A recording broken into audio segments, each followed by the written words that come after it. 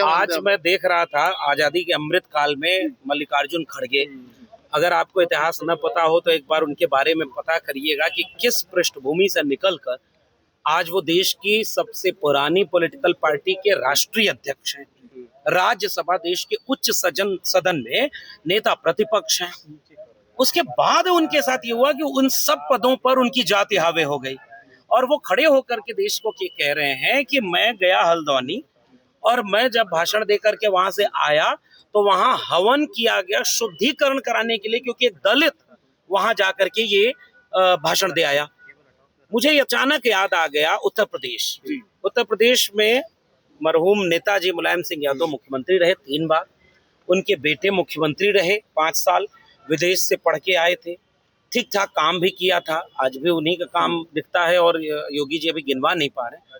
मुख्यमंत्री नहीं रहे तो उनका आवास गंगा जल से धुलवाया था। और तो और एक बार कन्नौज में चुनाव के बीच में अखिलेश यादव मंदिर चले गए तो मंदिर को बीजेपी वालों ने गंगा जल से धुलवाया। और यही बीजेपी वाले देश को कहते हैं कि जातिवाद में है ही नहीं, जाति खत्म हो गई। और मैं आपके इतने कैमरों के बीच में कह रहा हूं कि भाजपा और आरएसएस से बड़ा इस देश के दलित पिछड़ा विरोधी कोई दूसरा नहीं होगा। जब पूरा विपक्ष कह रहा था जाति जनगणना कराओ तो आपने मजबूरी में पहले तो आपने भाषण दिया बाहें फैला करके कि मेरे लिए तो एक ही जाति होती है, गरीब अमीर। फिर आपने कहा कि मेरे लिए 4 जातियां होती हैं, किसान और युवा, महिला, और ये अब बार बार बदलते रहे। फिर संसद में खड़े होकर कहते थे मैं अति पिछड़ा माँ का बेटा हूँ, मैं ओबीसी हूँ, आपने वोट मांगने के लिए। लेकिन जाति जनगणना के खिलाफ खड़े थे। और उसके बाद जाति जनगणना पर जब पूरा विपक्ष और समाज एकजुट हो गया तो आपने उसके लिए हामी भरी। अब जाति जनगणना के लिए खबर आ रही है कि उन्होंने जातियों के कोडिफिकेशन और सेंट्रलाइज कोई लिस्ट बनाई ही नहीं। 2011 में जब जाति जनगणना हुई थी तो 46.7 लाख जातियां पता चली थी, क्योंकि उप जातियां भी लोगों ने जाति बना के लिख दी। ये बीजेपी और आरएसएस अंदर अंदर जाति जनगणना को पूरी तरह से खत्म करने के लिए काम कर रही। वही मानसिकता है जो इस देश में दलित पिछड़ा को गुलाम बना रही। इसीलिए मल्लिकार्जुन खड़गे जी का वहां पर धुलवाया गया है। हिम्मत किसी और की इस तरह से धुलवा दे। अखिलेश योगी आदित्यनाथ तो कहते हैं कि सपा और कांग्रेस मिलकर समाज को बांट रही है जातिवाद में। अब अगर योगी जी की बात बोलते हैं तो ये अच्छा नहीं लगता कि आप जो है अब तक कहते थे कि 9 साल सरकार चल गई है, 2.32 करोड़ रुपया प्रतिदिन योगी आदित्यनाथ की सरकार मीडिया में प्रचार पर खर्च करे। कितना? 2.32। इतने करोड़ रुपया रोज योगी जी का चेहरा चमकाने के लिए हो रहा है खर्च। 6,800 करोड़ रुपए बजट है प्रचार का। 4,000 करोड़ रुपए से ज्यादा का जो एक्सप्रेसवे बनवाया, 80 गड्ढे उद्घाटन के कुछ दिन के बाद। इस उत्तर प्रदेश में वैकेंसी नहीं आई, युवा आंदोलन कर रहे हैं, हर विश्वविद्यालय में आंदोलन हो रहा है।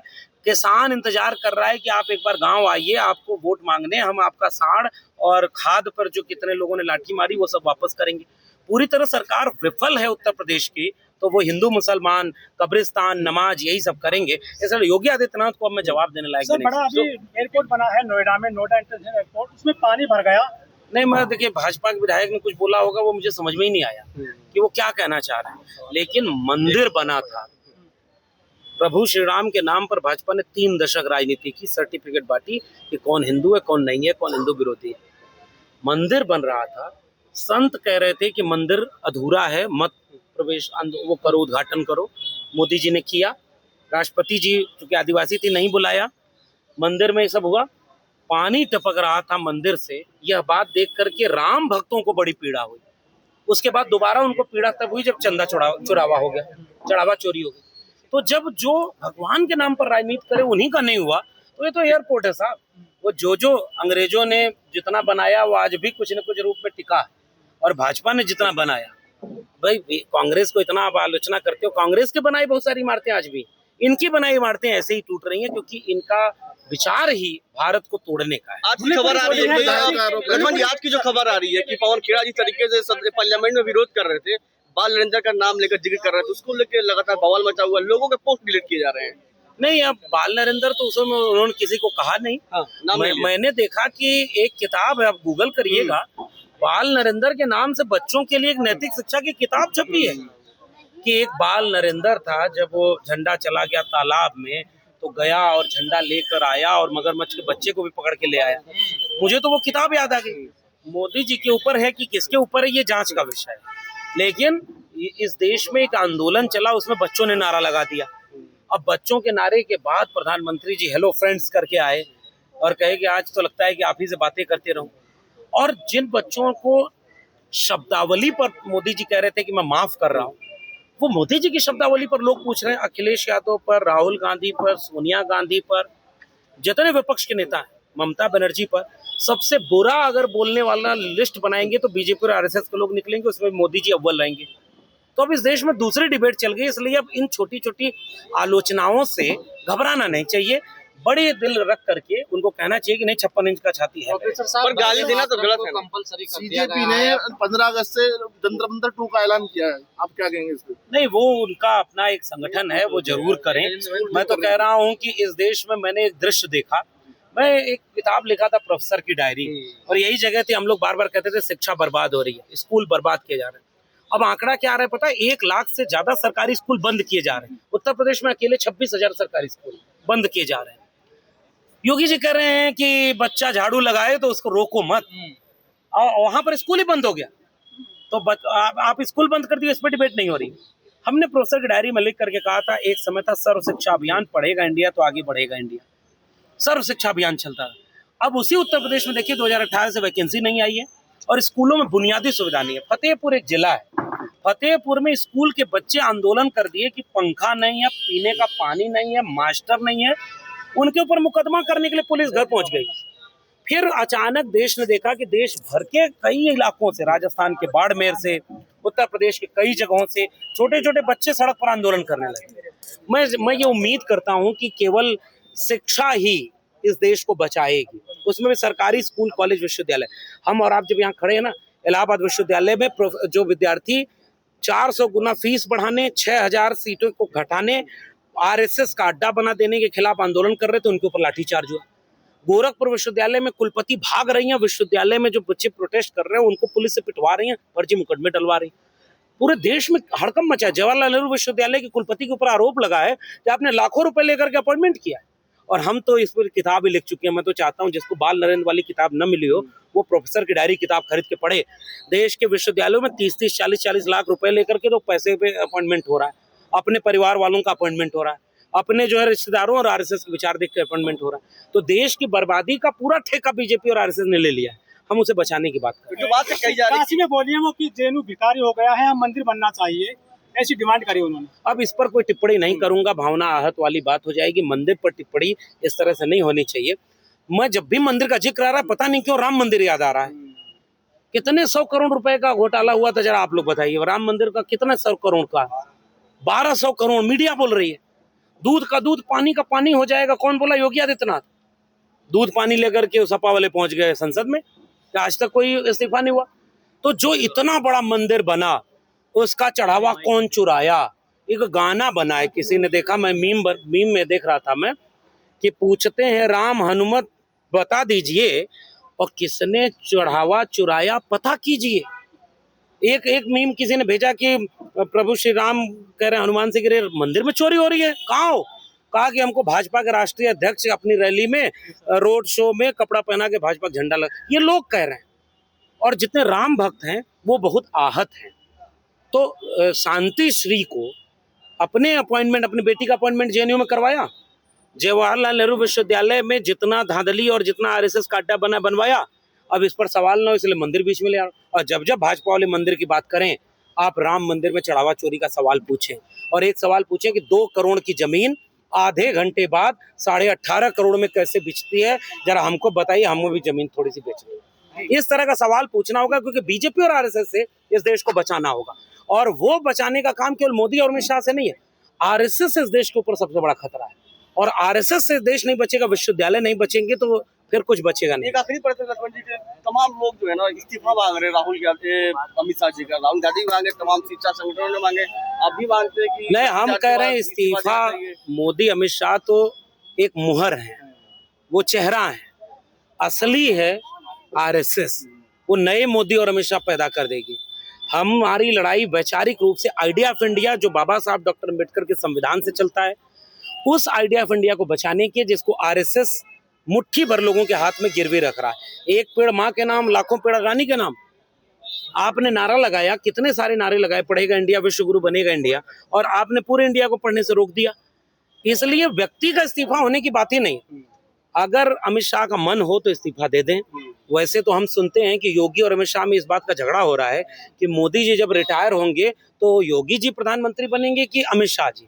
तो वो दोनों आपस में लड़ते रहें, और हम चाहते हैं कि दोनों न बने, और पूरी बीजेपी को जनता खुद उखाड़ फेंकेगी, और जनता बाबा साहब के संविधान को हाथ में रख करके आरएसएस को भी इस देश में पूरी तरह से गुलाम बनाने नहीं देगी। ये हमें सर कागज मांगे गए सर, आरएसएस से 100 साल पुराना संगठन हो गया है। अब एफसीआरए बिल ले आ रहा है ये केंद्र सरकार, कह रही विदेश से कोई भी चंदा आएगा तो उसका हिसाब होगा। फिर मुझे याद आ रहा है राम मंदिर, उस चंदे का हिसाब कब होगा।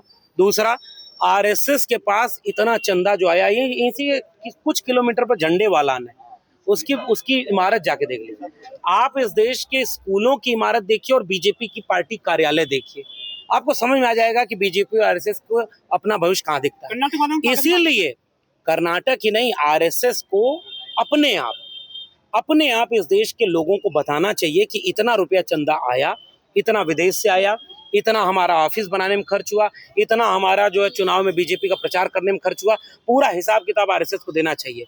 जिन्होंने तिरंगा नहीं फहराया 52 साल तक, वो हर घर तिरंगा फैलाने की बात कर रहे हैं। तो जिन्होंने संविधान का विरोध किया, हम उनको कहेंगे अगली स्कीम लॉन्च करो, हर घर संविधान, घर घर संविधान, और संविधान ही देश चलाएगा, क्योंकि बीजेपी संविधान बदलना चाहती है, हम उसे बदलने नहीं देंगे। अभी जहां हम लोग खड़े हैं वहां इस बात पर हम लोग चर्चा कर रहे थे कि देश भर के विश्वविद्यालयों में कैसे आरएसएस ने कब्जा कर लिया। दिल्ली विश्वविद्यालय में एक बार सिलेबस कमेटी की बैठक हो रही तो 5-5 मिनट में सिलेबस पास किए जा रहे थे बिना चर्चा के। अब वैसे देश की पार्लियामेंट में बिना चर्चा के 5-5 मिनट में ध्वनि मत से बिल पारित हो रहे हैं।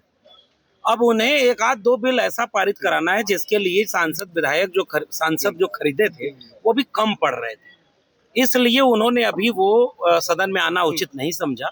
बाकी आरएसएस बीजेपी जो कर रही है वो कर रही है। जिस दिन उनके 2/3 सांसद वो खरीद लेंगे, डरा लेंगे या अपने में मिला लेंगे, उस दिन वो देखिएगा सीना ठोक करके भाषण भी देंगे। विपक्ष ने ये तय किया है कि हर बार जैसे वे आते थे आखिरी में भाषण देते थे, चाहे वो गृह मंत्री हो चाहे वो प्रधानमंत्री, और उसके बाद सवाल जवाब की कोई बात नहीं रहती है। अब विपक्ष ने कहा कि पहले तो जितने आरोप लगे उस पर आप जवाब दीजिए, आपका भाषण एक तरफा सुनना हम नहीं चाहते। तो देश के लोकतंत्र में अब बीजेपी वाले ये नैरेटिव चला रहे हैं कि हर दिन संसद न चलने से इतने करोड़ रुपए का नुकसान हुआ। तो पुराने ही बीजेपी वालों के बयान आ रहे हैं, जिसमें मरहूम अरुण जेटली जी हैं, मरहूम सुषमा स्वराज जी हैं, वो लोग ये कह रही हैं कि संसद न चलने से कुछ करोड़ का नुकसान भले हो, लेकिन हम इस देश को कई लाख करोड़ का फायदा दिलवाएंगे, क्योंकि हम जब दबाव बनाते हैं तब सरकार झुकती है। तो अब विपक्ष वही काम कर रहा है, तो बीजेपी क्यों तो परेशान? कल गृह मंत्री जी ने कहा ना कि आप लोग भगौड़ा कर हम के भागे हुए नहीं है, सरकार आरोप लगा रहे थे आप लोग। सफाई देना पड़ा पहली बार गृह मंत्री जी को, मुझे ये देख करके अच्छा नहीं लगा।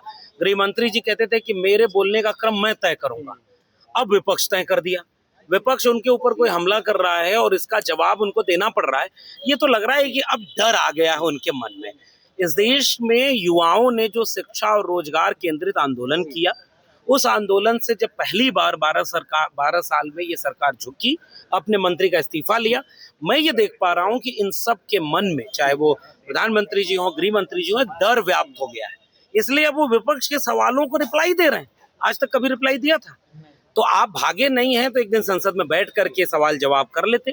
इस बार जितना, जैसे पेपर लीक पर तो चर्चा हुई ना, बाकी समय सदन थोड़ी देर भी चलता था, गृह मंत्री अपनी कुर्सी पर क्यों नहीं बैठे? अब वो ये कह रहे हैं कि अंदर माहौल ठीक नहीं था इसलिए हम अंदर नहीं जा रहे थे, जबकि अंदर माहौल इसलिए खराब था क्योंकि ये अंदर नहीं जा रहे थे। आप कल्पना करिए, इस देश में मूर्खता का परीक्षण बीजेपी करवाती है। कोविड में ताली बनवाई, देखिए कि क्या स्थिति है। बाद में महिला आरक्षण बिल पास कराने के बाद दोबारा परिसीमन बिल पे महिला आरक्षण का कपड़ा पहना कर ले आई, और ये कहने लगी कि विपक्ष महिला विरोधी है। तो आपका नैरेटिव हर बार नहीं चलेगा। इस बार लोगों ने देखा है कि जनता विपक्ष के साथ खड़ी थी। चढ़ावा का पैसा कहाँ मिलेगा बीजेपी और आरएसएस के खाते में? जब ये नारा लग रहा था तो आपको आके जवाब दे देना चाहिए था कि नहीं, बीजेपी और आरएसएस के खाते में राम मंदिर चढ़ावा का पैसा नहीं आया है। आपने पैलेट गन चलाने का आदेश नहीं दिया है। एक लाइन आज तक बीजेपी ने बोला, इसका मतलब ये कि भाजपा पूरी तरह घिर चुकी है और ये शायद पहली बार हुआ है। पूरे सेशन में दोनों लोग मौजूद नहीं रहे, क्या किसी प्रकार का डर था? नहीं, मैंने वही कहा ना कि डर था इसलिए सदन में नहीं आए। अब आप लाख कहो कि नहीं अंदर अपने ऑफिस में बैठते थे, तो ऑफिस में बैठने के लिए कैमरा नहीं है वहाँ, कैमरा जहाँ वहाँ क्यों नहीं आए? कैमरे, आप लोग हर काम कैमरे के सामने करते हो। मोदी जी ने इस देश को ये सिखाया कि अगर आप आस्थावान हो, मंदिर जाते हो तो मूर्ति के पीछे पहले कैमरामैन खड़ा करो, ताकि तुम मूर्ति को हाथ जोड़ो तो कैमरे का एंगल सही बने। जहाँ कैमरा नहीं वहाँ ये लोग नहीं जाते। आप जहाँ पर सदन में कैमरा इंतजार कर रहा था वहाँ आप क्यों नहीं गए? और आप दरअसल इस देश में जो भी बुनियादी मुद्दे हैं उस पर जवाब नहीं देना चाहते, इसलिए आप उस पर आज पवन खेड़ा जी ने कहा हल्द्वानी था जाते हैं, खड़गे जी हल्द्वानी जाते हैं और वहाँ भी कार्यक्रम स्थल को धुलाया जाता है। इसके पीछे की वजह